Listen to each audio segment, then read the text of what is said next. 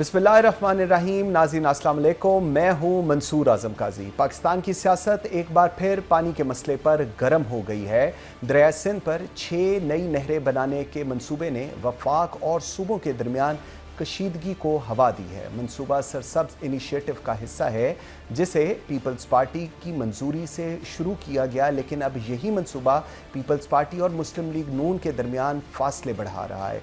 सिंध हुकूमत का मौक़िफ़ है कि इन नहरों से सूबे के हिस्से का पानी मुतासर होगा, जबकि पीपल्स पार्टी ने इसे सिंध के पानी पर डाका करार दिया है और एहतजाज किया है। बिलाल भुट्टो ज़रदारी ने जुल्फ़िकार अली भुट्टो की बरसी में वाज़िया तौर पर कहा कि अवाम ने कनाल्स नामंजूर का मुतालबा किया तो पीपल्स पार्टी हुकूमत का साथ नहीं बल्कि अवाम का साथ खड़ी होगी। इस दौरान सिंध हाई कोर्ट ने मंसूबे को रोकने का हुक्म जारी किया है, जिससे सूरत हाल मज़ीद पेचीदा हो गई है। इधर पाकिस्तान तहरीक इंसाफ ने भी कौमी असम्बली में करारदाद जमा कराई है। अब सवाल ये है कि क्या मंसूबा वाकई ही रुक जाएगा। इस अहम सूरत हाल पर बात करने के लिए मुझे ज्वाइन किया है पाकिस्तान पीपल्स पार्टी के सीनियर रहनुमा कमर ज़मान कायरा साहब। कायरा साहब, बहुत शुक्रिया आपके टाइम देने का। कायरा साहब, हुकूमत कह रही है कि नहरों के हवाले से पीपल्स पार्टी को कंसल्ट करेंगे, मगर आप कह रहे हैं कि प्रोजेक्ट रोकने का ऐलान करें और हुकूमत की जानिब से ऐसा ऐलान नहीं हो रहा। ये सूरत हाल किस तरह, आप किस तरफ जाते देख रहे हैं? देखिए, पहली गुजारिश तो यह है कि ये कोई पीपल्स पार्टी और मुस्लिम लीग और पीटीआई का इशू नहीं है। ये पाकिस्तान का इशू है और इस पे पानी का मसला एक इंतहाई हसास नौइयत का मसला होता है। दुनिया भर में जहाँ पे दरिया मुख्तलिफ मुल्कों के दरमियान में से गुजरते हैं, उन मुल्कों के दरमियान पानी का तनाज़ा बड़ा खौफनाक होता है, जंगें हो सकती हैं। जहाँ सूबों के दरमियान एक मुल्क के अंदर पानी का ये दरिया गुजरते हैं और सैराब होना होता है ज़मीनों ने, वहाँ पे उन सूबों के दरमियान चपकलश रहती है। सो मच सो कि अगर आप इसके एंड यूज़र पे जाएं तो जहाँ पे पानी सैराब करता है ज़मीनों को, वहाँ अगर किसी ज़मींदार का 2 घंटे का पानी है और वो 2.25 घंटे इस्तेमाल करता है तो इस पर लड़ाई झगड़े फसाद कत्लो गारत हो जाती है। तो ये लाइफ लाइन है मुल्क की। लिहाजा इसके ऊपर पाकिस्तान के अंदर भी बड़ा तनाज़ा रहा है। काला बाग डैम का एक इशू रहा कि एक सूबे का ख्याल है, मरकज का ख्याल है डैम बनना चाहिए, 3 सूबे कहते हैं नहीं बनना चाहिए क्योंकि उस पर हमारे तहफ़्फ़ुज़ात हैं। इसी तरह और कई सारे प्रोजेक्ट हैं जिनके ऊपर ये तनाज़ा रहा। और फिर एक मिसट्रस्ट है माजी का। ठीक, माजी में कुछ वादे किए गए जिनकी खिलाफ वर्जी की गई और अब कुछ सूबे कहते हैं, छोटे सूबे कहते हैं कि अपर रेपेरियन के तौर पे आप अगर कल अपने मुआहदों से इन्हिराफ करेंगे तो बड़ा नुकसान हो सकता है हमारा। ये परसेप्शन का इशू है, ये रियलिटी नहीं है, लेकिन बाज़ औक़ात परसेप्शन रियलिटी से तगड़ा हो जाता है। इधर पंजाब हुकूमत का और वफाकी हुकूमत का भी एक अपना मौक़िफ़ है और उसमें भी बड़ा जान है। वो कहते हैं कि हम अपने पानी को, पंजाब के पानी को अगर एक जगह से दूसरी जगह ले जाते हैं, एक जगह पानी की कमी, पानी की जो ज़रूरत है वो कम हो गई है, ज़मीन दीगर इस्तेमालात में चली गई है, तो फिर वहाँ पानी का इस्तेमाल हो सकता है, उधर ले जाते हैं। तो उनके वजन में बात में भी वजन है। लेकिन मीडिया की डिबेट और सोशल मीडिया की डिबेट ने इसको पीपल्स पार्टी वर्सेस मुस्लिम लीग, आसिफ जरदारी साहब ने ये कर दिया, पीपल्स पार्टी ने मंजूरी दे दी, कौम परस्तों ने फलान कर दिया, ये कैसा दबाव खड़ा किया है, कैसा हिजान खड़ा किया जिससे प्रेशर बिल्ड हो गया। और हमारे यहाँ ये आम रिवाज है कि मीडिया और सोशल मीडिया के नेगेटिव प्रेशर की बदौलत बाज़ औक़ात बड़े अहम इशू कंट्रोवर्शियल हो जाते हैं, कंसेंसस वाले इशूज तसादम का शिकार हो जाते हैं। इस पे बहुत हसास तरीके से सियासतदानों को, सियासी जमातों को और वफाकी और सूबाई हुकूमत को ये है था इसे कॉल कर ली जाती, ज़्यादा बेहतर होता। अब भी मैंने सुना है कि गवर्नमेंट ने यह अंदिया दिया है कि हम काउंसिल ऑफ कॉमन इंटरेस्ट की मीटिंग कॉल करेंगे और उस पर ये मामला रखेंगे। अगर ऐसा है तो फिर वो मीटिंग जल्द हो जानी चाहिए। ये ना हो कि आप प्रोजेक्ट पहले करते रहे, उसके ऊपर तनाव बढ़ता रहे और फिर काउंसिल ऑफ कॉमन इंटरेस्ट के दौरान भी जज्बात जो हैं वो हावी रहे, मिसट्रस्ट के जज्बात हावी रहे और हम कोई कंक्लूजन ना निकाल सके। बिल्कुल सही, ये बड़ा अफसोसनाक होगा। ठीक, अच्छा कायरा साहब, इसमें अब 2-3 बड़े अहम सवाल हैं। एक, क्या वफाकी हुकूमत सिंध हाई कोर्ट का जो फैसला है इसको तस्लीम करेगी? एक और दो चीज़ें जो आपने ऑब्वियसली उसका रेफरेंस दिया कालाबाग डैम का, अब जो इस वक्त की सूरत हाल है उसमें ये क्यों कहा जा रहा है, मैंने काफ़ी इस पे पीपल्स पार्टी से, नून लीग वालों से बात हुई, वो कहते हैं जी इसके ऊपर पहले पीपल्स पार्टी सदर जरदारी की बाइंग आई थी, उसके बाद हमने ये चीज आगे शुरू की, लेकिन अब जिस तरह आप फरमा रही हैं एक प्रेशर आया है तो उसके बाद अब पीपल्स पार्टी पीछे हट रही है। इसको फिर आप कैसे रिस्पॉन्ड पीछे नहीं करेंगे? हट रही, मैंने बिल्कुल ये बात नहीं कही। नहीं, आपने नहीं कही, आपने नहीं नहीं कही, पीपल्स पार्टी, मैं वैसे ओवरऑल बात कर रहा हूं जी। मैं अर्ज करता हूँ। देखिए हुआ क्या है, एक मीडिया में डिबेट है, मुस्लिम लीग की तरफ से ये बात आई है, सोशल मीडिया में आम चल रहा है, मुगलजात है सोशल मीडिया, तो इसके बारे में क्या बातें करनी। लेकिन जो जिम्मेदार मीडिया है उसकी बात यह है कि जरदारी साहब ने मंजूरी दी थी। मुझे नहीं पता, हम तो उन मीटिंगों का हिस्सा नहीं है। अगर किसी मीटिंग के दरमियान ये कहा गया कि ग्रीन इनिशिएटिव का एक मंसूबा होगा, आधे घंटे पौने घंटे की मीटिंग हो जिसमें बहुत सारे मंसूबे आप डिस्कस करें और वो एक ब्रीफिंग हो, क्योंकि सदर का एग्जेक्टिव अथॉरिटी का तो कोई काम ही नहीं है, सदर के इख्तियार में ही नहीं है कि वो किसी चीज की मंजूरी देंगे नहीं देंगे, ये तो काम ही एग्जेक्टिव अथॉरिटी का है जो सदर की नहीं है। लिहाजा सदर को अगर ब्रीफ किया गया तो उसके ऊपर बिल्कुल वाजे है कि एक सरसरी कहीं बात हुई होगी, इन डेप्थ डिस्कशन नहीं आई। जब इन डेप्थ डिस्कशन आई तो जो रेलेवेंट फोरम है वो सूबाई हुकूमत है, वो भी पीपल्स पार्टी है।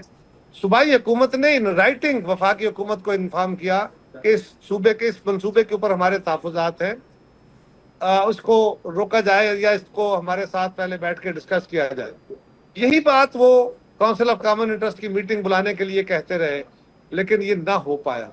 अब भी यही है, इस मामले को बहुत सेंसिटिवली हैंडल करने की जरूरत है। और हमारी जो मीडिया से भी ये गुजारिश है कि सोशल मीडिया तो मुगलजात पे जा उतरा हुआ है करे, लेकिन फॉर्मल मीडिया या जिम्मेदार मीडिया जो है उसको चाहिए कि पाकिस्तान के अंदर एक तनाव और तसादम को रोकने की कोशिश करे। एक के बयान को दूसरे के मुंह और दूसरे के बयान को एक के मुंह में डाल के तलखी बढ़ा देने से चीजें ठीक नहीं होंगी।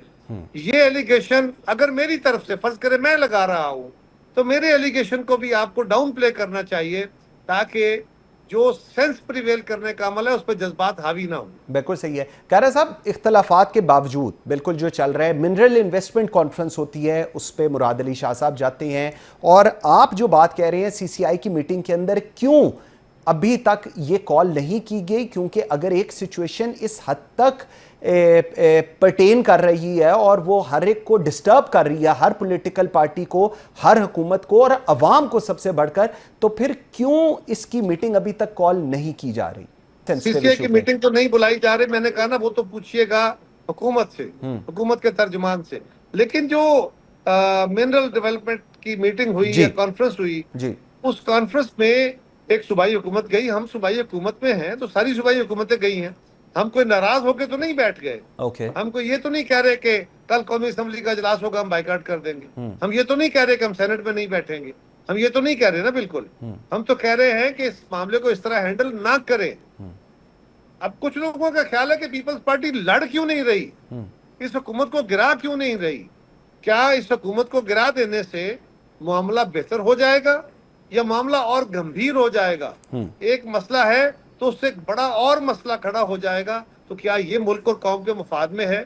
लिहाजा पीपल्स पार्टी इस मामले को बड़ा संजीदगी से देखती है। बिल्कुल ठीक। अभी कुछ अर्सा पहले हमने देखा था एक तनाव की सूरत हाल थी पंजाब में मिनिस्ट्रीज को लेकर और डेवलपमेंट फंड को लेकर, बिलावल भुट्टो जरदारी साहब गए, उसके बाद एलोकेशन हो गई, पंजाब गवर्नमेंट को भी एमपीएस को एलोकेशन हो गई। आपको लगता नहीं कि वफाक को इस वक्त अपना किरदार जो है वो थोड़ा तेज करना होगा? वजीर आजम बिलावल भुट्टो के साथ बराह रास्त मुलाकात करें, जरदारी साहब के साथ मुलाकात करें और चीज़ों को नेशनल लेवल के ऊपर थोड़ा पैसिफाई करें और सेटल करें। ऐसा ही है, करना चाहिए बिल्कुल। वजीर आजम साहब पहले भी करते रहे, अब भी करना चाहिए। और जो हमारा जमातों का इख्तलाफ है उसके ऊपर भी लोगों की बहुत राय है कि जी वो मुस्लिम लीग नहीं मान रही तो पीपल्स पार्टी जवाब क्यों नहीं देती थी, पीपल्स पार्टी नाराज क्यों नहीं हो जाती, हुकूमत से अलग क्यों नहीं हो जाती। हमने बार बार कहा है कि हम मसले कम करना चाहते हैं, मसले बढ़ाना नहीं चाहते। कोई ऐसा फैसला जिससे क्राइसिस और गहरा और बड़ा हो जाए, वो मसला खड़ा करना पीपल्स पार्टी दानिशमंदी नहीं समझती। लिहाजा हम तदब्बर और तहम्मुल से आगे बढ़ रहे हैं। बिल्कुल सही। कायरा साहब, लास्ट मुझे बताइएगा, इस सूरत हाल में जिसमें पिछले काफ़ी हफ्ते हो गए हैं अब ये एक सिचुएशन क्रिएट हुई है, हम इस पे जितनी कम बात करें ज़्यादा बात करें, एक तनाव की सूरत हाल है। आपको क्या लगता है सूरत हाल कब तक ठीक होने की या दुरुस्त सिमत में जाने की तवक्को आप समझ रहे हैं? एक तो मेरा ख्याल है कि मीडिया को इसके ऊपर राइट रिपोर्टिंग करके कंसेंसस की तरफ ले जाने की बात करनी चाहिए, तनाव नहीं बढ़ाना चाहिए। और दूसरा, काउंसिल ऑफ कॉमन इंटरेस्ट की मीटिंग बुलानी चाहिए हुकूमत को, तो यानी छोटी मीटिंगें करके लीडरशिप से मिलके काउंसिल ऑफ कॉमन इंटरेस्ट बुला के, जो इस वक्त एक हिद्दत बढ़ गई है, हकायक अपनी जगह, हकायक पता नहीं उनके दुरुस्त है या इनके दुरुस्त है या दोनों में जान है, लेकिन परसेप्शन हकायक से बड़ी हो जाती है। इस वक्त सारी लड़ाई परसेप्शन की है। सो इस परसेप्शन से डील करने के लिए बड़े तदब्बर और तहम्मुल की जरूरत है। बिल्कुल सही। कमर ज़बान कायरा साहब, थैंक यू वेरी मच जी, बहुत शुक्रिया आपके टाइम देने का। बिल्कुल सही कह रहे हैं, इस परसेप्शन पे जो एक क्रिएट हुई है इसको नलिफाई करने की ज़रूरत है। कंसेंसस होगा तो चीज़ें आगे चलेंगी। और सबसे इम्पॉर्टेंट, अगर एक इशू है जिसको लेकर पंजाब और सिंध के अंदर एक क्योस की सिचुएशन है, तो क्यों नहीं काउंसिल ऑफ कॉमन इंटरेस्ट की मीटिंग बुलाई जा रही। ये जिम्मेदारी वफाकी हुकूमत की है, क्योंकि वफाक की इकाइयाँ हैं सिंध, पंजाब, बलूचिस्तान, खैबर पख्तूनख्वा, GB। अगर इनको नहीं एड्रेस किया जाएगा तो इकाइयाँ ठीक तरीके से साथ काम नहीं करती। एक ब्रेक लेते हैं नाज़रीन, ब्रेक से वापस आएंगे तो सियासी मंजरनामे के ऊपर बात करेंगे। मेरे साथ रहिएगा। Welcome back after the break जी। नाज़रीन, हुकूमत के ख़िलाफ़ मुनज़्ज़म एहतजाज करना तो दूर की बात, पाकिस्तान तहरीक इंसाफ के लिए अपनी सफ़ों में इत्तेहाद बरकरार रखना मुश्किल हो गया है। गुज़िश्ता चंद दिनों में पार्टी के अंदर बढ़ते इख्तलाफात बहुत से सवालात को जन्म दे रहे हैं। पार्टी के रहनुमा आज़म सवाती ने कुरान पाक पर हल्फ उठाते हुए बयान दिया कि बानी PTI ने इन्हें आर्मी चीफ से बात करने की इजाज़त दी थी और मशावरत के बाद फ़ौजी क़यादत से राब्ते की कोशिश की, ताहम दरवाजे बंद हो गए। आज़म सवाती के मुताबिक खान साहब ने कहा कि किसी को बताने की ज़रूरत नहीं कि किस से कहाँ राब्ता हो रहा है। दूसरी जानिब खैबर पख्तूनख्वा के वज़ीर आला अली अमीन गंडापुर ने असद कैसर, शहराम तरकई और आतिफ खान को साजिशी करार दिया है और कहा है इसीलिए खान साहब ने इन्हें टिकट ना देने का फैसला किया था। हालिया पार्टी से निकाले गए शेर अफजल मरवत ने कहा है कि पार्टी में साजिशें हो रही हैं और फैसला साजी अब खान साहब के हाथों से निकल चुकी है। बैरिस्टर गौहर ने रहनुमाओं की मीडिया पर बयानबाजी को रोकने की कोशिश की, मगर ख़ुद तस्लीम किया कि उनके पास फैसलों के इख्तियार नहीं हैं। बानी PTI अगस्त 2023 से जेल में हैं और अब पार्टी रहनुमाओं की एक दूसरे पर इल्ज़ामात, बानी की इस्टेब्लिशमेंट से राब्तों की कोशिशें और फैसला साजी पर सवालात ने पार्टी के मुस्तकबिल पर संगीन सवालात खड़े कर दिए हैं। क्या पाकिस्तान तहरीक इंसाफ भी मुस्लिम लीग और पीपल्स पार्टी की तरह तकसीम का शिकार हो जाएगी? प्रोग्राम के इस हिस्से में इस पर बात करेंगे। आई एम वेरी ग्रेटफुल, मुझे ज्वाइन किया है फैसल चौधरी साहब ने, one of the very well renowned legal expert हैं, पॉलिटिकल केसेस को देखते हैं। हाफिज़ एहसान खोखर साहब माहिर कानून है, पॉलिटिकल केसेस को देखते हैं। बहुत शुक्रिया आप दोनों के टाइम देने का। फैसल चौधरी साहब, let me start with you. Azam Swati साहब कुरान पाक पर हल्फ देकर कह रहे हैं कि खान साहब ने खुद इन्हें इस्टेब्लिशमेंट से राब्ते का कहा और ये भी ताकीद की कि किसी और को इस बारे में ना बताया जाए। सर, अगर सब कुछ जो बानी PTI के बात कह रहे हैं कि मर्जी से हो रहा है, तो फिर अवाम के सामने ये बार बार अदम मदाखलत का बयानिया क्यों पेश किया जा रहा है? सबसे पहली बात तो यह है कि आज़म सवाती साहब को तो फिर जो बात इमरान खान साहब ने कही बकौल उनके, तो उन्होंने उनकी बात नहीं मानी, यानी वीडियो पैगाम दे दिया। बात यह है सर कि ये मामला चलते रहते हैं और अदम मुदाखलत से पाकिस्तान के सियासी मामलात में इमरान खान साहब का स्टांस अब भी ये है। इमरान खान साहब ने अपनी केसेस, अपनी रिहाई, अपनी ज़ात के लिए बात नहीं की। पाकिस्तान के मुस्तकबिल के लिए तो एस्टैब्लिशमेंट से बात करने से कभी ना नहीं की। और ये बात तो पहले भी हम कह चुके हैं, जनवरी में 2025 में भी ये बात हुई, उससे पहले भी बात हुई। बात यह है कि इमरान खान साहब का अंदर रहना मुल्क के ऊपर क्या असर डाल रहा है। मुल्क में सियासी अदम इस्तेहकाम है, जिससे मुआशी जमूद है, टेररिज्म बढ़ा है, महंगाई और जो हुकूमत की जो कारकर्दगी है उसकी कोई फोर्सफुल अपोजिशन नहीं है, तो ऐसा लगता है कि जैसे कोई क्लॉक कर लिया गया है पूरा निज़ाम। ठीक। पाकिस्तान में पार्लियामेंट जो है वो सबसर्वेंट है, अदलिया का जो इदारा है वो भी अपने काम करने से कासिर है। अब ये सारी चीज़ों को सामने रखते हुए पॉलिटिकल एंगेजमेंट की ज़रूरत है। वो जो मुल्क में मुक्तदरा है, एस्टेब्लिशमेंट है, उसकी फुटप्रिंट पॉलिटिक्स में बहुत ज़्यादा है और उसको कोई भी आदमी जो कि प्रैग्मेटिक पॉलिटिक्स को समझता है, पाकिस्तान की पॉलिटिक्स को जानता है, उसको इग्नोर तो नहीं किया जा सकता। इमरान खान साहब के जो बाहर आने के तरीके थे, उसमें ये जो बाहर की लीडरशिप है, इन्होंने उनको सही मशवरे नहीं दिए, जिसकी वजह से सोलो फ्लाइट्स हुई। पब्लिक अपराइजिंग होने के बावजूद भी इमरान खान साहब की रिहाई मुमकिन ना हो सकी। इंटरनेशनल प्रेशर जो है वो भी अगर आएगा तो वो तो ज़्यादा बाहर जाने के लिए होगा और इमरान खान साहब बाहर नहीं जाना चाहते। तो फिर थर्ड ऑप्शन जो है वो तो बातचीत ही होगी। अब बातचीत किस तरीके से होनी है, उसके लिए पहले माहौल चाहिए, पहले दबाव चाहिए। ठीक। वो जो एक ग्रैंड पॉलिटिकल अलायंस बनाना था, जिसके लिए इमरान खान साहब ने बिल्कुल अपनी टेसिट अप्रूवल दी थी, तो और वो ये ख्याल किया जा रहा था कि रमज़ान के बीच में वो अलायंस बनाने के बाद, रमज़ान के बाद अलायंस के प्लेटफॉर्म से तहरीक शुरू होगी और बातचीत भी अलायंस के प्लेटफॉर्म से हो सकती है। ठीक। तो उसके लिए जो है आपने देखा कि JUI से मामलात मुकम्मल नहीं कर सके और जो तजर्बाकार सियासी लोग हैं, हसन कैसर वगैरह, उनको भी काम नहीं करने दिया गया और गैर सियासी अनासर ने पार्टी को हाईजैक कर लिया और सारा मामला जो है इस वक्त गैर सियासी अनासर के हाथ में है, जिनकी नापुख्तगी सियासत से ना समझी इनएक्सपीरियंस जो है उसका सरासर जो नुकसान हो रहा है इमरान खान साहब की जात को हो रहा है और उनकी रिहाई जो है वो मुश्किल में रोज ऑब्वियसली डिले हो रही है। हाफिज एहसान साहब, दो चीज़ें हैं, एक तरफ तहरीक इंसाफ की बैरूनी मुल्क हामी जो सोशल मीडिया है उस पर हम देखते हैं कि इस्टेब्लिशमेंट के खिलाफ मुहिम चलाई जा रही है, दूसरी तरफ मुल्क में मौजूद जो क़यादत है वो मुलाकातें कर रही है। क्या ऐसा कर रही हैं कि लोग अपने वोटर्स को धोखा दे रहे हैं, कुछ अच्छा करने की कोशिश कर रहे हैं या कोई डील ढूंढने की कोशिश कर रहे हैं? सूरत हाल कैसे आप देखते हैं इसको? बिस्मिल्लाहिर्रहमानिर्रहीम। कायसा बड़ी सीधी सी बात है और बात यह है कि पाकिस्तान तहरीक इंसाफ को जो एक पॉलिटिकल डायकॉटमी है उससे बाहर निकल के आना पड़ेगा। ये मुमकिन नहीं है कि आपका इनसाइड सेंस कुछ और हो और आपका आउटसाइड सेंस कुछ और हो।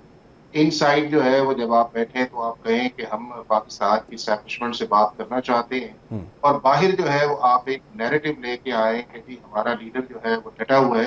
हालांकि डटा होने की वजह भी कोई ऐसी नहीं है। पाकिस्तान की एस्टैब्लिशमेंट भी हमारी है, पाकिस्तान की अदालतें भी हमारी है, पाकिस्तान की पार्लियामेंट भी हमारी है। हाँ, कुछ पॉलिटिकल फैसले आपके ऐसे होते हैं जिसके इफेक्ट्स जो हैं वो मुल्क में भी आते हैं, उस सिस्टम के ऊपर भी आते हैं और उस पार्टी पे आते हैं। अब PTI जो है उसका कभी भी ऑर्गेनाइजेशनल स्ट्रक्चर जो है वो कभी डिफाइंड किस्म का या आप उसे ये कहें कि उसके अंदर रिफ्ट के बगैर वो चलता हो, वो कभी आपको नजर नहीं आया जब से ये पॉलिटिकल पार्टी बनी है। और जब भी इन्होंने अपने इंटरनल इलेक्शंस कराए आपने देखा होगा कि उसके बाद एक नई रिफ्ट जो है वो आपको सामने नजर आती है। और इवन आप ये देख लें कि 2019 से लेके 2025 में हम आ गए हैं, तो ये अपना अपना पार्टी का स्ट्रक्चर जो है वो इलेक्शन कमीशन ऑफ पाकिस्तान से इन्होंने अप्रूव नहीं करवा सके। ये इनका लेवल ऑफ सीरियसनेस जो है वो पार्टी ऑर्गेनाइजेशनल स्ट्रक्चर के अंदर आता है। दूसरा उस चीज के अंदर ये है कि जो लीडरशिप जो है जब से ये 2022 के बाद का आया है वो पाकिस्तान के जो मारूजी हालात है उसके मुताबिक वो लीडरशिप नहीं है। वो लीडरशिप जो है वो सोशल मीडिया पे है, वो सिर्फ अपनी एक अटैचमेंट को शो करती है कि हम अपने जो प्राइम मिनिस्टर फॉर्मर है इमरान खान के साथ हम बड़े लाइन है, लेकिन उनके अंदर पॉलिटिकल विजडम और पॉलिटिकल एक्यूमेंट जो है वो नहीं है। अब जब आप सारी चीजें जो है वो एक आप हॉकिश अप्रोच के साथ चलेंगे और आप सिर्फ चीजों को बुलडोज करने के अंदर आएंगे तो उससे आपको पॉलिटिकल रिजल्ट्स जो है वो नहीं मिलेंगे। अब सवाती साहब ने जो बात की बिल्कुल उन्होंने बात ठीक की। अगर एक शख्स जो है वो मीडिया के ऊपर या आपके सोशल मीडिया पे आता है और कुरान पाक उठा के कहता है और उनकी किसी बात को भी जो है PTI के चेयरमैन ने अभी तक डिनाई नहीं की, हालांकि डेफिनेटली उसके बाद मीटिंग्स भी हुई हैं, बताया भी गया होगा। चूंकि ये स्ट्रेटेजी जो थी ये पहले दिन से ही थी और ये स्ट्रेटेजी काजी साहब उतनी देर तक कामयाब नहीं हो सकती जितनी देर तक क्लियरली जो है पाकिस्तान तहरीक इंसाफ जो है वो 9 मई से अपने आप को डिस्टेंस नहीं करती। वो पाकिस्तान के पॉलिटिकल प्रोसेस के अंदर एज ए पॉलिटिकल पार्टी के तौर पे बिहेव नहीं करती। वो पाकिस्तान के इदारों की जो इज्जत होनी चाहिए, चाहे पाकिस्तान की एस्टैब्लिशमेंट है, पार्लियामेंट है, जुडिशरी जो है, या उसके बाद जो ओपोनेंट पार्टीज है जिनकी पॉलिटिकल एग्जिस्टेंस को मानना बड़ा इंपॉर्टेंट है। जितनी देर तक उस पैराए के अंदर नहीं आएंगे उतनी देर तक जो है इनकी एक्सेप्टेबिलिटी जो है पूरे सिस्टम में वो नहीं होगी। सूरत जो है वो पाकिस्तान के पॉपुलरिज्म को जो है वो ओवरकम जो है वो नहीं कर सकती। तो ये जितनी भी चीजें आपकी आई, स्टेटमेंट्स आ रही हैं, सारी चीजें आई हैं, इसके अंदर जो है आपको हकीकत से ज्यादा इनकी एग्जेजरेशन उसके अंदर नजर आएगी कि नहीं हम ये कर देंगे, हम लाखों लोग ले आएंगे, हम इस सिस्टम को चैलेंज कर देंगे, हम एस्टैब्लिशमेंट जो है उसको मजबूर कर देंगे, हम पॉलिटिकल जो है इस वक्त गवर्नमेंट आई है उसे बिल्डोज कर देंगे, हम चीफ जस्टिस को चलने नहीं देंगे।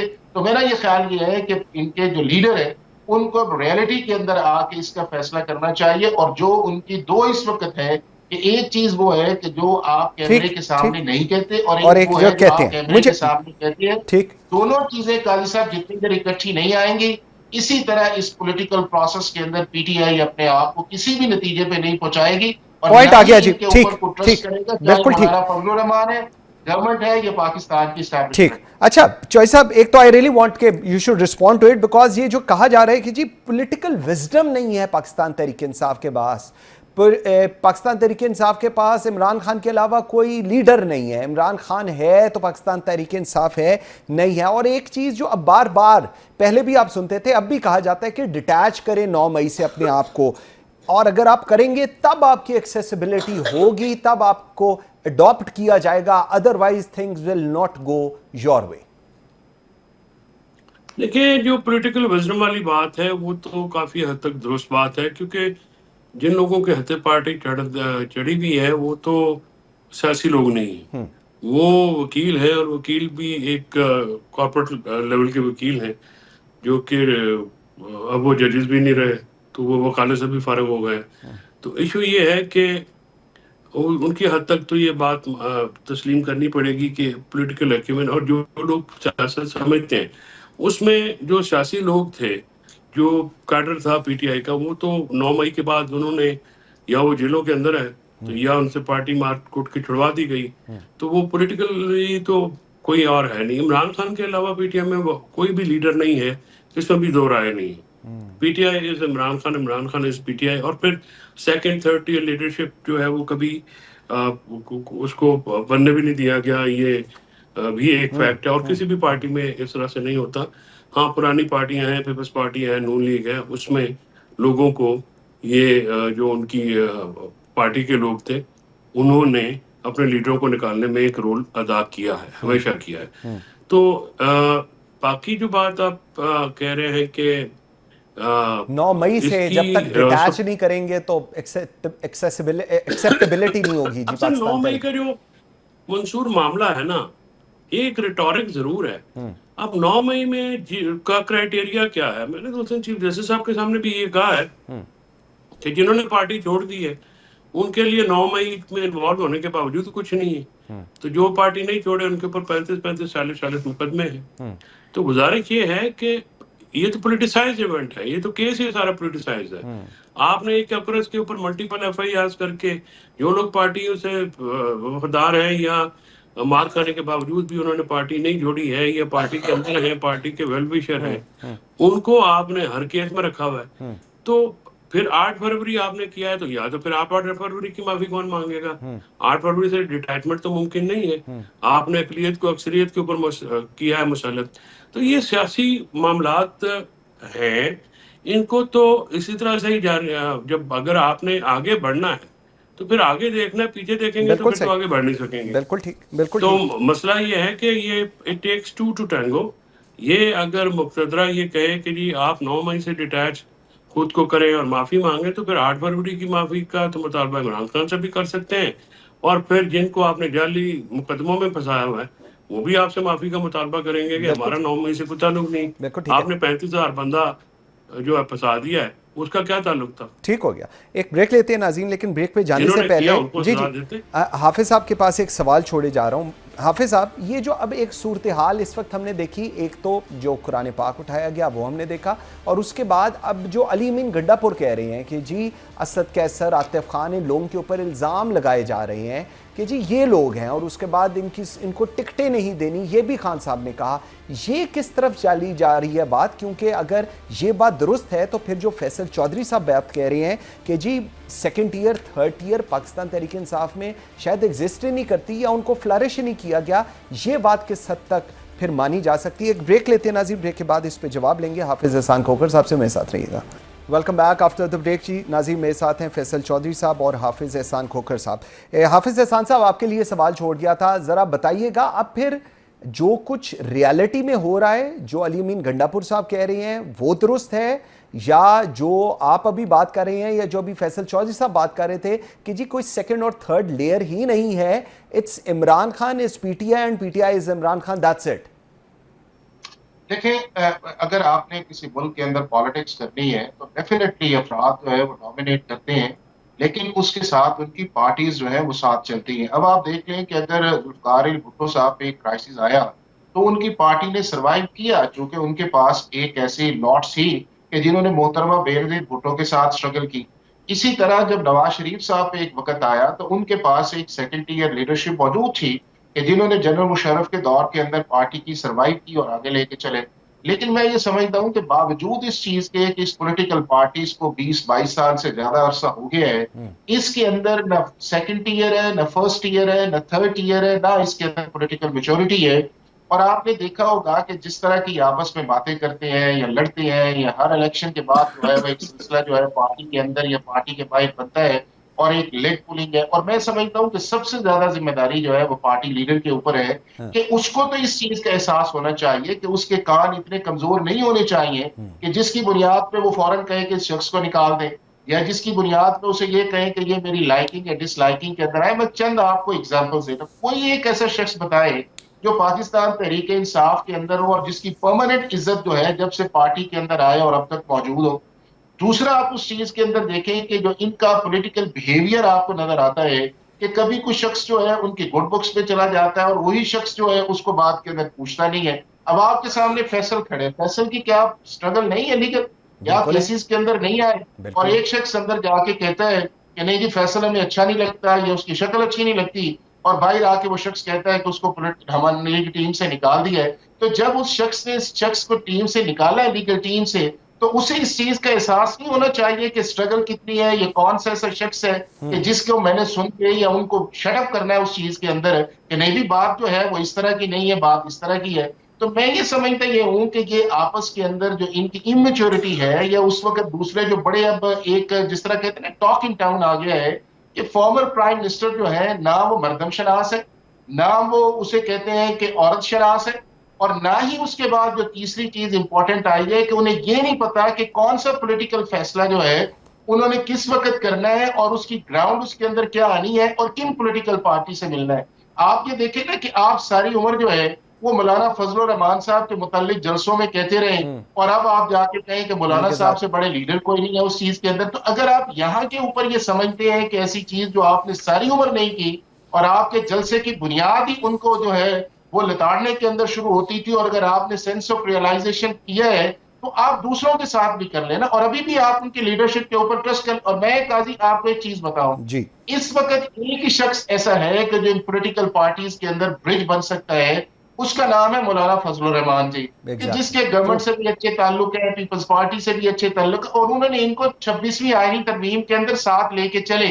अब ये है कि जब आप उनकी निगोशिएशंस के अंदर जाते, आप अगर उनसे जाके मिले तो यही आगे से आपको जवाब ये आएगा कि किसके साथ बात करें, किससे ट्रस्ट करें। क्रेडिबिलिटी नहीं है, ट्रस्ट नहीं है, आप जो बात करते हैं उसे मुकर जाते हैं। 26वीं तरमीम के अंदर आपने सारा उनके साथ हाँ की और एंड पे जाके कहा कि नहीं जी मौलाना साहब ने जो किया है वो ठीक नहीं किया है। तो मैं ये समझता हूं कि इनको जितनी देर तक पॉलिटिकल बिहेवियर से बाहर नहीं निकलेंगे, उसके बाद लोगों की रिकग्निशन नहीं आएगी। और नहीं आगे चीजें बड़ी मंसूर में फाइनली जाना चाह रहा हूं जी, वो ये है कि पाकिस्तान के जो इदारे हैं उनकी आपको इज्जत करनी पड़ेगी, और जब आप उनके इदारों की इज्जत करें, देखिए कल को आप प्राइम मिनिस्टर बनते हैं, इन्होंने इसी जो प्राइम मिनिस्टर के होते हुए चीफ जस्टिस की भी तारीफ की, चीफ ऑफ आर्मी स्टाफ की भी इन्होंने तारीफ की, तो अगर ये दोबारा बनते हैं तो किस हिसाब से ये कहेंगे कि हम इनकी दोबारा इज्जत वाली बात दो करते चीजें, हैं, पॉलिटिकल डायलॉग्स के अंदर ठीक। करते हैं, सिक्योरिटी कमेटी की मीटिंग होती है, पॉइंट आ आप गया उसमें सर, नहीं जाते, बिल्कुल ठीक है, बिल्कुल ठीक है। तो मैं समझता हूँ कि इनको अपना माइंडसेट, स्ट्रेटजी और उसके बाद एक जिस तरह कहते हैं ना इंक्लूसिव एनवायरनमेंट के वो अंदर जाना पड़ेगा, आगे लेकर जाना और पड़ेगा, बुनियादी अदरवाइज शर्त जो थिंग्स है विल नॉट अपनी वर्क। अच्छा डायकोटोमी से निकले। ठीक है चॉइस साहब, दो चीजें इसमें जरा मुझे क्विकली बताइएगा। एक तो ये जो आप पहले भी हम बात कर रहे थे, अपोजिशन अलायंस एक बना था, उसके बाद कहा गया वो ईद के बाद बनेगा। एक तो उसका कोई स्टेटस नजर नहीं आता, ट्रस्ट डेफिसिट है वहां पर भी। एक दूसरा, अली अमीन गंडापुर के बड़ी एक स्ट्रॉन्ग सी एक चीज है के मुताबिक उन्होंने कहा है कि जी इमरान खान साहब ने उन्हें कहा कि असद कैसर और आतिफ खान को सूबाई टिकट नहीं देना चाहिए, ये साजिशी है। अगर ऐसी कोई बात हुई तो उन्होंने सूबाई की बजाय उनको नेशनल असेंबली का दे दिया, स्पीकर नेशनल असेंबली भी बना दिया। साथ कहा जा रहा है कि जी अली अमीन गंडापुर खुद अपनी कुर्सी को बचाने के लिए सब कुछ कर रहे हैं। इसको आप फिर किस पैराए में देख रहे हैं? देखिए बात ये है कि मंसूर, ये जो चीजें हैं उसको इस तरह से आप देखें कि जो मौलाना फजल रहमान साहब हैं, या जो ये बात, एक तो असद कैसर वगैरह के खिलाफ इमरान खान साहब ने इस बात को कैटेगोरिकली डिनाई किया है। उन्होंने कहा है जी कि मैंने इसको जो है वो ऐसे कभी भी नहीं कहा। अली अमीन साहब जो है उनको इन्होंने ये जो स्टेटमेंट दिया है, मेरा बड़ा एहतराम है उनके साथ, भाई है मेरा, लेकिन ये बहुत ही गैर जिम्मेदाराना स्टेटमेंट है। और इस तरह से कहना कि जी फला सासी है, वो इख्लाफात आपके सबको पता है, आज के नहीं है, पुराने हैं। और लेकिन इस तरह से गुफ्तगू करना जो है वो जिम्मेदार पोजीशन पे है, और जिम्मेदारी भी महसूस करनी चाहिए। गौर खान जो है हमेशा इसमें बड़ी एक जिम्मेदार शख्सियत है, महजब भी हैं और बड़े शरीफुल नफ्स आदमी हैं। उन्होंने हमेशा ये कोशिश की है कि लड़ाइयाँ ना हो। जो दूसरी बात आपने की है कि दूसरी बात आप गालिबन मैं थोड़ा सा जी अली अमीन गंडापुर की आप बिल्कुल ठीक कह रहे हैं। दूसरी मैं कह रहा था अपोजिशन अलायंस की, और उसके अंदर भी ट्रस्ट डेफिसिट नजर आ रहा है। अपोजिशन अलायंस का तो सर मैंने आपको बताया है ना कि उसकी वजह जो है, मौलाना साहब के तहफ़्फ़ुज़ात अभी दूर नहीं हुए, और मौलाना साहब के तहफ़्फ़ुज़ात जब तक दूर नहीं होंगे अलायंस नहीं बनेगा। और वो सियासी तहफ़्फ़ुज़ात हैं, उनको एड्रेस हो जाना चाहिए था, क्योंकि जनरल सेक्रेटरी और जो चेयरमैन है उनकी मुलाकातें तो तवात्तर के साथ होती रही हैं। और इसके ऊपर जो क्लैरिटी आप जो हाफिज साहब ने बात की है ना, वो भी बात काफ़ी वजन वाली है। क्लैरिटी ऑफ द माइंड जो है ना, ये जेल के अंदर भी होनी चाहिए और बाहर भी होनी चाहिए। यकसुई के साथ एक फैसला करें कि आपने करना क्या है। ये जो कभी कुछ जो है ना, इसका नुकसान इमरान खान साहब की ज़ात को है, और उनकी जो रिहाई है उसमें मुश्किलात आ रही हैं। इस पे क्लैरिटी आनी चाहिए, एक पॉलिसी लाइन आनी चाहिए कि क्या मामला जो है वो बातचीत से हल करना है तो फिर आप बातचीत करें। उसमें फिर ज़ाहिर आपके ऊपर मुख्तलिफ किस्म के एलिगेशंस भी लगेंगे, बातचीत भी होगी, लेकिन that is a part of the politics. बिल्कुल ठीक। और अगर नहीं करना है तो फिर देन फिर नेल्सन मंडेला का रास्ता है, फिर लंबा रास्ता है, और फिर इनकार्सरेशन है, फिर वो पार्टी के ऊपर भी सख्तियां हैं, फिर ये सारी बातें आपको सामने। हाफिज साहब लास्ट मेरे पास 30 सेकंड्स है, मुझे जरा बताइएगा अभी जो बात हो रही है बातचीत का रास्ता, और जब तक एक पॉलिटिकल डायलॉग नहीं होगा अमंग ऑल स्टेक होल्डर्स, चीजें आगे नहीं चलेंगी। क्या आपको मुस्तकबिल करीब में ये होता नजर आ रहा है? देखिए वो बिल्कुल मुझे होता नजर नहीं आ रहा, क्योंकि उसकी बुनियादी वजह यह है कि आपको या आप सोशल मीडिया के नैरेटिव को चला लें, या आप रियल नैरेटिव जो है या रियल पॉलिटिक्स जो है उसके अंदर आप आ जाएं।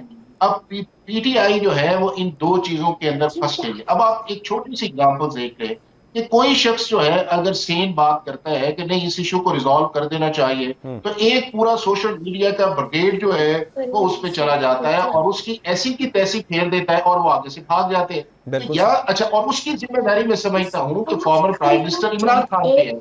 अगर उनका ट्विटर अकाउंट इस तरह चल रहा है या इस तरह के वो चीजें जो उनके जो लोग हैं सोशल मीडिया पे कर रहे हैं, तो उसको रिजेक्ट करें, उन्हें सख्ती से कहें कि आपने ये नहीं करना, मैं जानूं, मेरा काम जाने, और हम इस तरह करते हैं। और मैं अल्टीमेटली आपको बताऊं कि आपने आगे स्पेशल में बात की 8 फरवरी, कभी भी पीटीआई ने अपने पॉलिटिकल डायलॉग के अंदर, इवन जो गवर्नमेंट के साथ भी इन्होंने नेगोशिएशन स्टार्ट की थी, उसके अंदर 8 फरवरी एजेंडे पे ही नहीं था। या तो भाई 8 फरवरी पे आप आ जाए, या उसके बाद ये आप क्लियर स्टैंस उसके ऊपर ले लें। दोनों चीजें होती नहीं है। पॉलिटिकल डायलॉग के अंदर पार्टीज को आप एक्सेप्ट नहीं है, मौलाना साहब ठीक। एक ही शख्स है जिनकी रिजर्वेशन है, आप उनके साथ चल नहीं सकते। पीपल्स ठीक पार्टी हो से गया जी, बैठ नहीं बिल्कुल सकते। ठीक है। तो ये हाफिज मैंने एहसान साहब, आपको अच्छा थैंक यू नहीं वेरी लगता। मच जी, बहुत शुक्रिया। आई एम सॉरी, मेरे पास बिल्कुल टाइम आउट हो गया। फैसल चॉइस साहब, बहुत शुक्रिया आप दोनों के टाइम देने का जी। नाज़रीन, फ़लस्तीन का हाल देखकर लगता है क़यामत आ चुकी है। इंसानों में इंसानियत ख़त्म हो चुकी है, दुनिया में दरिंदों का राज है और फ़लस्तीन में मौजूद मासूमों का गोश्त नोच रहे हैं, इनका खून पी रहे हैं, इनकी हड्डियों का मीनार बना रहे हैं। सिर्फ 1.5 साल में 50,000 अफराद शहीद हुए हैं, 50,000 अफराद बेघर हो चुके हैं। बच्चों को खाना पीना, दवाएं और बिस्तर तक ख़त्म हो गए हैं। लेकिन कोई आगे बढ़कर इसराइल की दहशतगर्दी को रोकने वाला नहीं। इसराइली फ़ौज दोबारा गज़ा में अंदर ज़मीनी कार्रवाइयाँ कर रही है। 18 मार्च के बाद से हर रोज़ फ़लस्तीन में 10 बच्चे शहीद हो रहे हैं। 34 हस्पताल और 80 सेहत के मराकज़ तबाह हो चुके हैं। अक़वाम मुत्तहिदा के इदारा यूनिसेफ ने ख़बरदार किया है कि गज़ा में इमदादी सामान के दाखिले पर पाबंदी से 10 लाख बच्चों पर इंतहाई तबाहकुन असरात पड़ सकते हैं।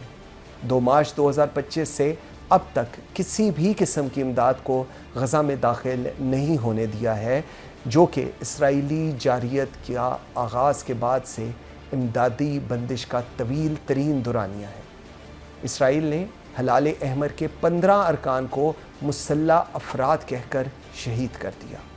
हलाल अहमर ने वाक़े को जंगी जराइम करार देते हुए सलामती कौंसिल से आज़ादाना तहकीकात का मुतालबा किया है। लेकिन हम सबको मालूम है कि सलामती कौंसिल में इसराइल के जुर्म पर पर्दा डालने के लिए अमेरिका मौजूद है। अमेरिका ने वैसे तो 2 माह से इंसानी हकूक़ कौंसिल का बाइकॉट कर रखा है, लेकिन इसके बावजूद वहाँ होने वाले फ़ैसलों पर दबाव डाल रहे हैं। रॉयटर्स के मुताबिक अमेरिका ने 31 मार्च को एक ख़त भेजा था जिसमें पाकिस्तान की तजवीज़ के हक़ में वोट देने से ख़बरदार किया गया था। ख़त में कहा गया था कि जो भी HRC मेंबर रियासत अक़वाम मुत्तहिदा की एजेंसी इसराइल के ख़िलाफ़ इंटरनेशनल इम्पार्शल इंडिपेंडेंट मैकेनिज़्म की हमायत करेगा, उन नताइज का सामना खुद भुगतना पड़ेगा। अब ये वाज़ह है कि गज़ा के लिए ज़मीन से तो मदद ख़त्म हो गई है। या अल्लाह, फ़लस्तीन के लिए अब आसमान से मदद फरमा, जैसे तूने अपने घर यानी क़िबलतुल्लाह की हिफाजत अबाबील से की थी। क़िबला अव्वल और उसके मुजाहिदीन की मदद भी आसमानों से फरमा। आमीन सुमा आमीन। मुझे मंसूर आज़म काज़ी को इजाज़त दीजिए। अल्लाह हाफ़िज़।